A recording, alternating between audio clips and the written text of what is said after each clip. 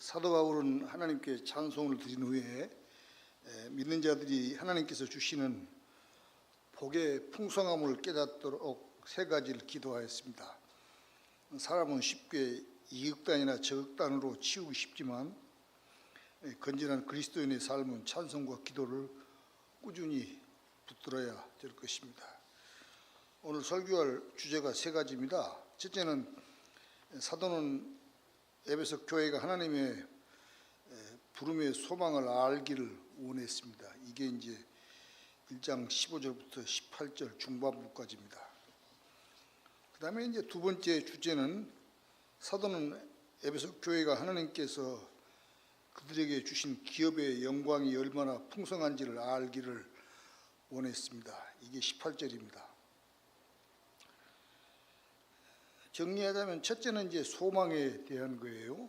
소망을 알기를 원했고, 그 다음에 우리에게 주신 기업이 얼마나 풍성한가를 알기를 원했습니다.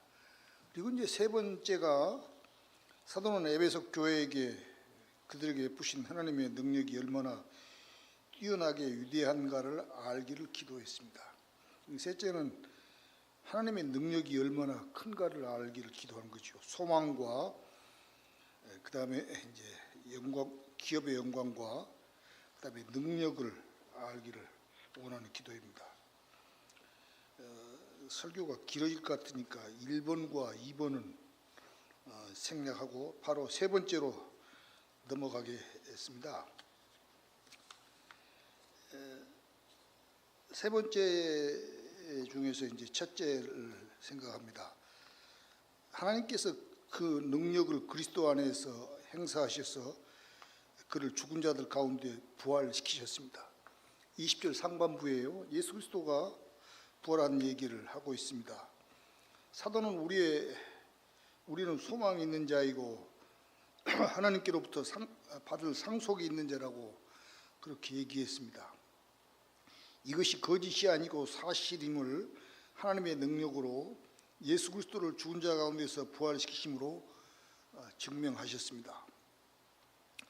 하나님께서 천지를 창조하신 그 능력으로 우리 주 예수 그리스도를 죽은 자 가운데서 부활을 시키셨습니다.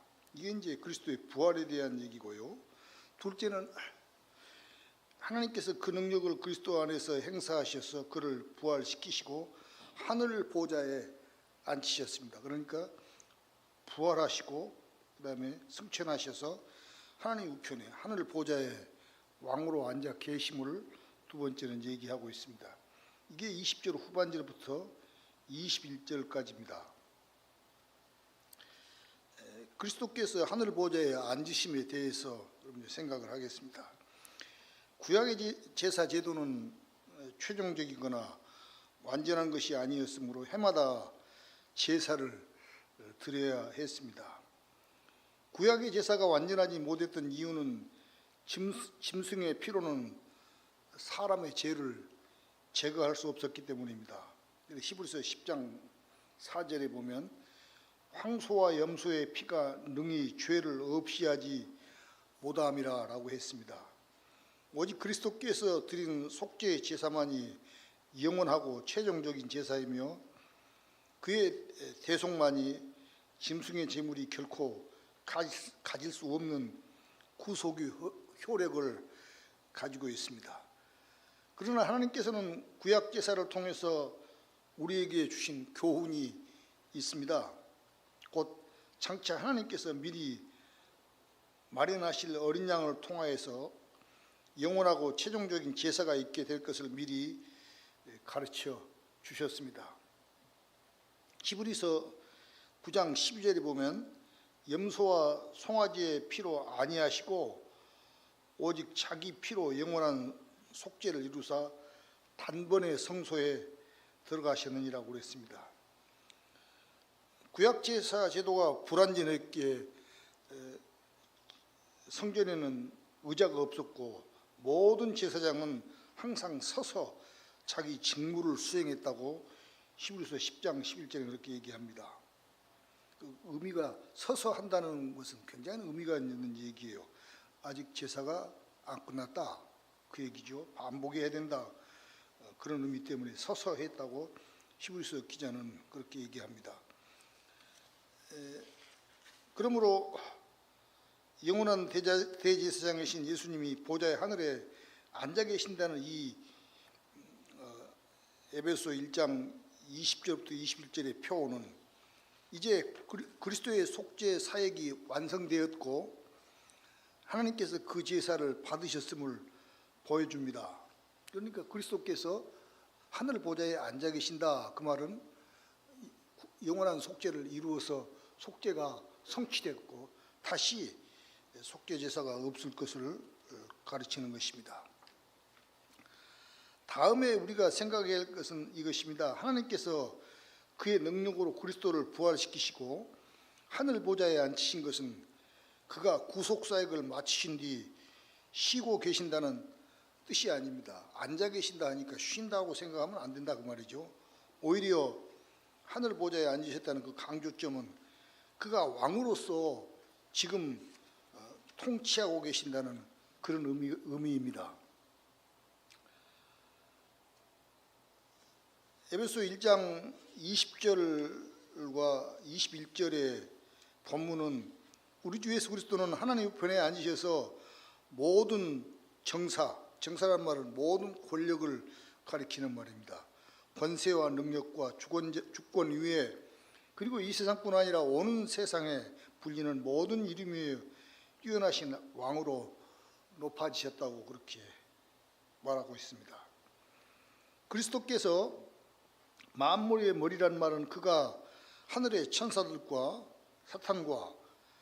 사탄의 세력들, 이 땅의 모든 권세와 모든 사람을 다스리는 왕이라는 뜻입니다. 예수 그리스도는 왕이세요. 왕께서 지금 천지 만물을 다스리고 천사들과 사탄의 세력, 모든 귀신의 세력도 다 다스리는 왕이십니다. 그 다음에 이제 그리스도께서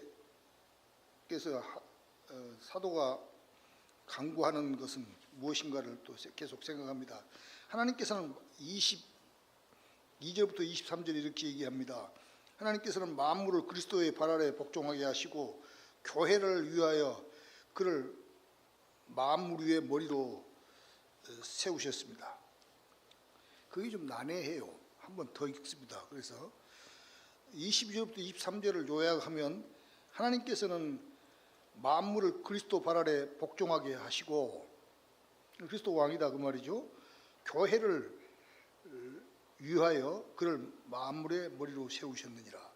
그리스도께서 왕으로 세우신 목적이 그의 교회를 위하여 그리스도를 왕으로 세우셨다고 그랬습니다.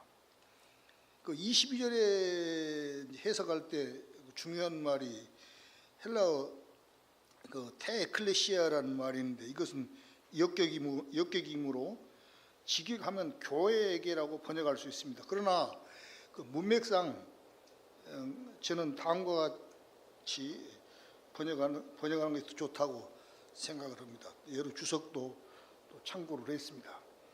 하나님께서 만물을 그리스도 발 아래 복종하게 하시고 그를 위하여 그리스도를 만물의 머리로 세우셨다. 한 번 더 읽습니다. 하나님께서 만물을 그 발 아래 복종하게 하시고 교회를 위하여 그리스도를 만물의 머리 위로 세우셨다. 이렇게 요약 정리하자면 하나님께서는 교회를 위하여 예수 그리스도를 만물 위의 머리로 세우셨다 그랬습니다. 교회를 위해서 그리스도는 왕이 되셨다. 그런 의미죠.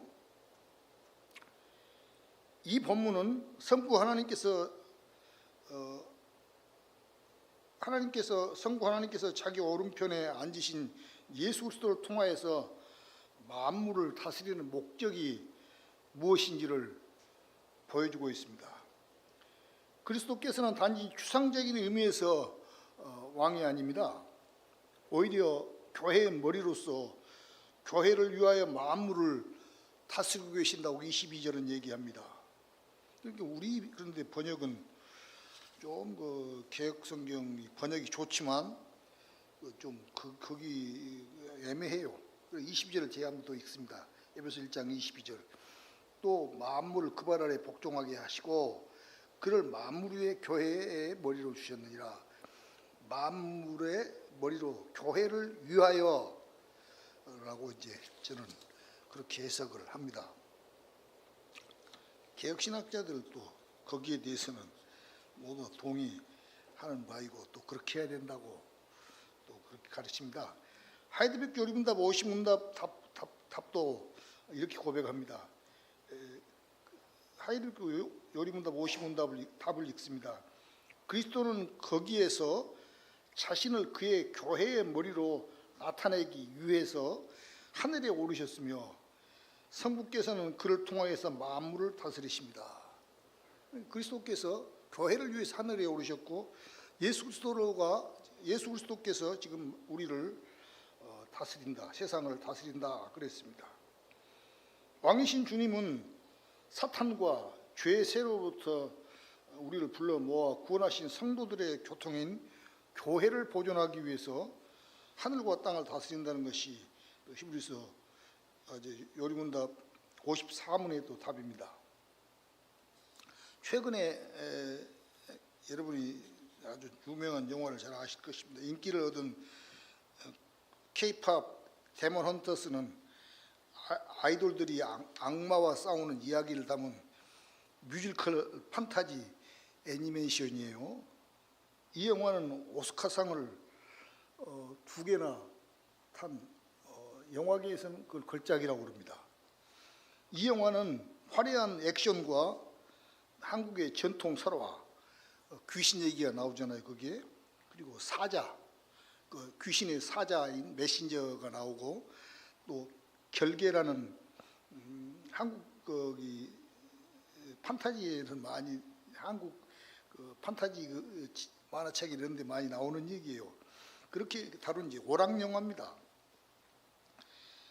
이 영화의 내용을 보면 이제 자기의 정체성과 그리고 용서와 또 희생과 공동체의 회복이라는 주제를 중심에 둔 그런 작품입니다.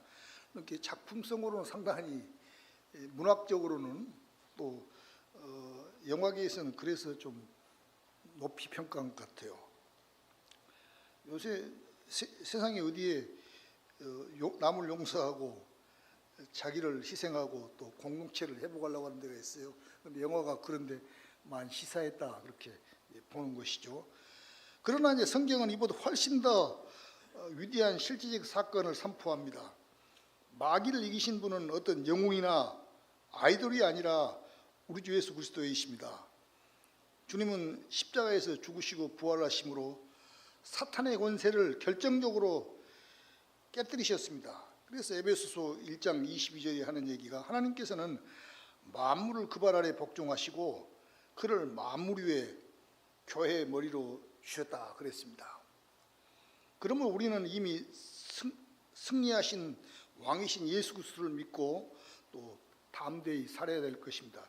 귀신에 대해서 입이 여러 번 가르친 대로 벌벌 떨고 그럴 필요가 전혀 없고 요한계시록 20장에 얘기한 대로 이미 사탄은 무적행에 갇힌 자이고 또 갇힌 호랑이라고 표현하면 쇠고랑에 매인 목줄로 매인 호랑이 정도에 불과한 것입니다. 그리스도는 역사를 창조하시고 또 이끌어가시는 분이며 참된 교회를 위해서 만물을 다스리고 계십니다. 이 세상의 역사는 목적 없이 헛되이 흘러가는 것이 아니라 주님의 몸인 교회를 중심으로 움직입니다. 한 국가와 도시의 흥망성쇠도 참된 교회의 존재와 결코 무관하지가 않습니다. 칼빈은 이사야서 45장 주석에서 하나님께서 메대와 페르시아의 왕 고레스를 그의 몸인 교회를 위해서 세우셨다 그랬어요. 그러니까 한 왕을 폐하고 세우는 것도 나라를 세우고 폐하는 것도 하나님의 영원한 작정과 섭리 가운데 있는 것이고 그래서 교회를 위해서 그랬다 그렇게 얘기하죠. 즉 역사의 제국의 움직임조차도 하나님께서 자기 백성 교회를 위해 주권적으로 사용하십니다. 예수 그리스도가 왕이시니까 왕께서 그의 교회를 위해서 세상을 움직인다 그 말이죠. 비록 어떤 사회가 죄악이 가득 차 있더라도 그 안에 주님의 참된 교회가 있으면 하나님께서는 그 사회를 유지하게 하십니다. 하지만 그 사회에 거룩한 교회가 없다면 하나님께서는 그러한 사회를 심판하셔서 없애버리시는 것을 소돔과 고모라에 의해서 우리가 볼 수가 있습니다. 이 세상이 지금까지 존재하는 것은 세상 자체에 어떤 가치가 있기 때문이 아니라 세상에 비친 교회가 있기 때문입니다. 세상에서는 빛을 볼 수 없지만 교회가 빛을 비치기 때문에 하나님께서 세상을 다스리는 뜻도 알고 그 도구 노릇도 하는 것입니다. 그래서 우리가 어디에서 살아야 되는가, 어떻게 살아야 하는가 문제도 대단히 중요한 문제인데요. 우리가 어디에 살아야 되는가, 그것은 중요한 문제인 문화나 또 경제나 자녀의 교육 때문이 아니라 비록 소수일지라도 그곳에 참된 교회가 존재하느냐 그렇지 않느냐에 달려있다고 믿습니다. 우리는 하나님께서 말씀하신 대로 세상의 모든 것을 그의 교회를 위해서 통치한다고 믿습니다. 교회는 이것이 사실이라고 믿는 사람들에 의해서 세워지고 유지되는 것입니다. 그러니까 교회에 대한 비전이 있어야 된다 그 얘기입니다. 주님은 그의 교회를 위해서 세상의 법과 제도와 산업도 세우시기도 하고 혹은 바꾸기도 하신 분이십니다. 사람에게 가장 기본적인 의식주 문제도 왕이신 주님께서 필요에 따라서 먹이시기도 하시고 또 입히시기도 하심을 우리는 믿습니다. 우리가 살아갈 만큼 돈이 있고 또 세상에서 어떤 부유한 나라, 찬란한 문화와 뛰어난 교육기관을 갖춘 나라에 산다고 할지라도 그런 것 때문에 그곳이 천국이 되는 곳은 결코 아닙니다. 우리가 가난할 때는 미국이나 부끄럽하는 복지국가로서 천국 같이 생각을 했습니다. 우리가 좀 살아보니까 지상에 어디에도 가나안 땅이 없다는 걸 알잖아요. 어떤 사람이 그래요. 나는 퇴직하면 캐나다에 살란다고. 캐나다를 천국으로 생각을 하더라고. 그게 가나안 땅 같다고. 가나안 복지라고. 그런데 그 천만의 말씀이에요. 지구상에 어디가 그런 땅이 있겠어요. 주님께서 그의 소수의 제자들에게 산상모훈을 가르치실 때, 그리고 하나님 나라에 대해서 가르치실 때 먼저 심령의 세계부터 말씀을 하셨습니다. 참된 하나님의 능력이 나타나려면 그 시작이 땅에 있는 것들에서 아니라 우리 안에서부터 시작돼야 하며 하나님의 성격을 또 우리 안에서 드러내야 열매를 맺는다고 가르쳐 주셨어요. 어떤 사람이 막대한 재산을 가지고 낙원같이 아름다운 곳에 살다 할지라도 천국 백성의 품성을 지니지 못한다면 천국의 복을 누리지를 못할 겁니다. 주님께서 가장 우선적으로 가르치는 것이 심령이 가난한 자가 돼야 복 있는 자다.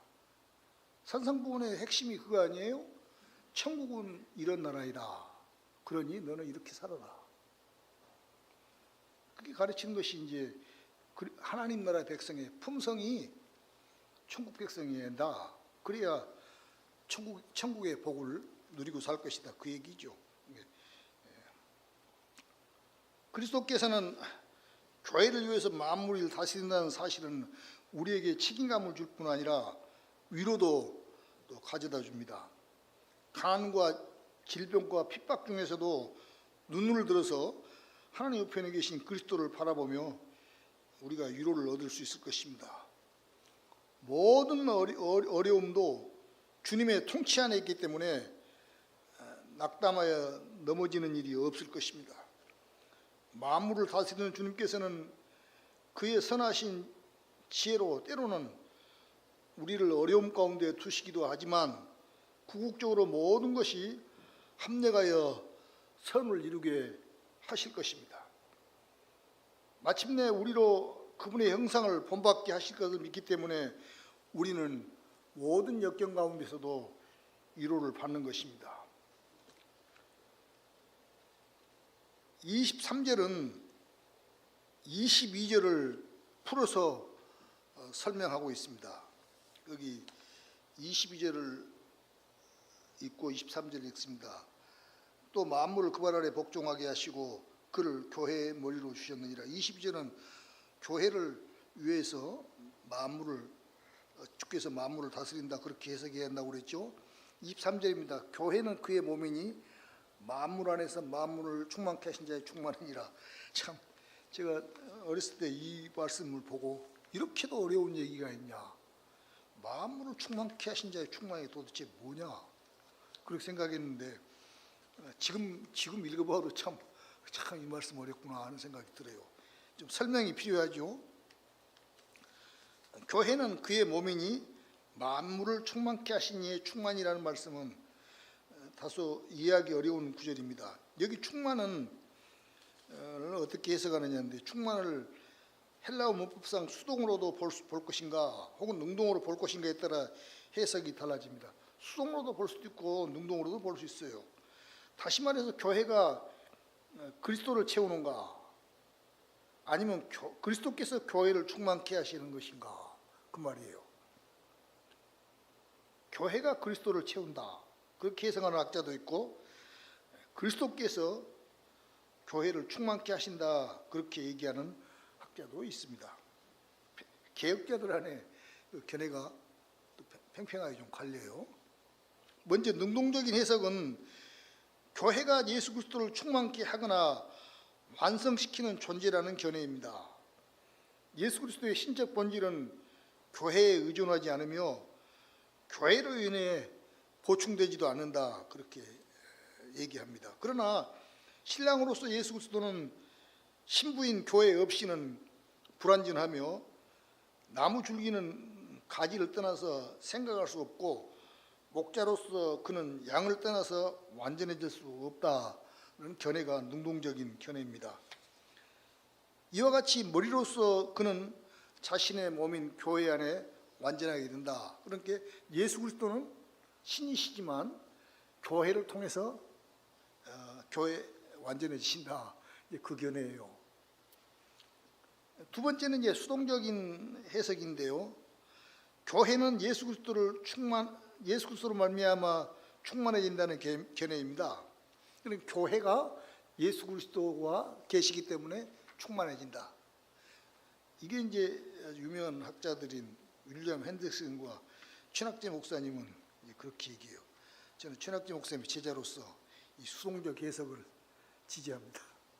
또 유리한 학자들도 다 그렇게 하는 학자들이 상당히 개혁자들 가운데서도 많아요. 견해가 그렇게 팽팽해요. 그러니까 여러분들도 생각하실 때 그럼 나 누구 견해를 따라야 되지? 여러분들 마음대로 그렇게 선택을 하시면 되시겠습니다. 아무도 이것도 해야 한다 저것도 해야 한다고 강요할 수가 있는 것이 아니에요. 자, 계속 수동적인 해석에 대해서 얘기합니다. 하나님의 능력이 세상과 만물을 창조하시고 통치하시고 예수 그리스도를 부활시키시고 교회를 세우셨습니다. 교회는 하나님의 능력이 나타나는 것이고 만물을 통일하시는 하나님의 종말론적 구원이 가장 먼저 실현될 것입니다. 그리스도께서 만물을 충만하게 하신다는 의미는 하나님께서 그의 능력과 영광으로 만물과 교회를 통치하시면서 부족한 것을 채우시고 그것을 완전케 하신다 그 말입니다. 자, 그러면 오늘 설교를 좀 적용하고 마치겠습니다. 왕이신 하나님께서는 만물의 머리로서 그의 교회를 세우시는 목적을 성취하시기 위하여서 세상 만국과 그 안에 있는 모든 것을 사용하셔서 그의 교회를 보호하시고 양육하십니다.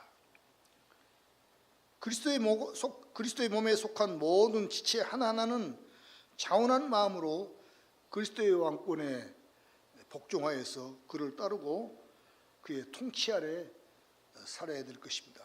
그러므로 나는 그러면 이제 얼마나 주님의 왕권에 기꺼이 순종하고 있는지를 스스로 물어보아야 하지 않겠습니까?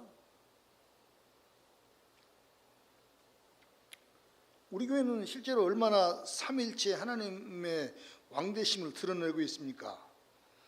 아니면 우리는 교회를 하나의 종교적 꿈을 이루고 자신의 잘난 것을 드러내는 종교단체로 만들어가고 있지는 않습니까? 혹시 나는 교회 안에서 적어도 어떤 자리 하나는 차지하였다고 생각하는 미묘한 소영웅주의에 빠져 있지는 않으십니까? 예수 그리스도는 교회의 머리이시니 그의 몸인 우리는 그리스도의 명령을 받아서 완전히 조화되어서 서로 일체성을 하나됨을 드러내고 살아야 될 것입니다. 교회에서는 오직 삼위 하나님의 능력과 그를 위해 죽으시고 부활하신 그리스도의 은혜와 그의 왕권만이 드러나야 될 것입니다. 바로 이 목적을 위하여서 주님은 우리를 위해서 죽으시고 부활하시고 하나님 우편에 앉아 왕으로 통치하고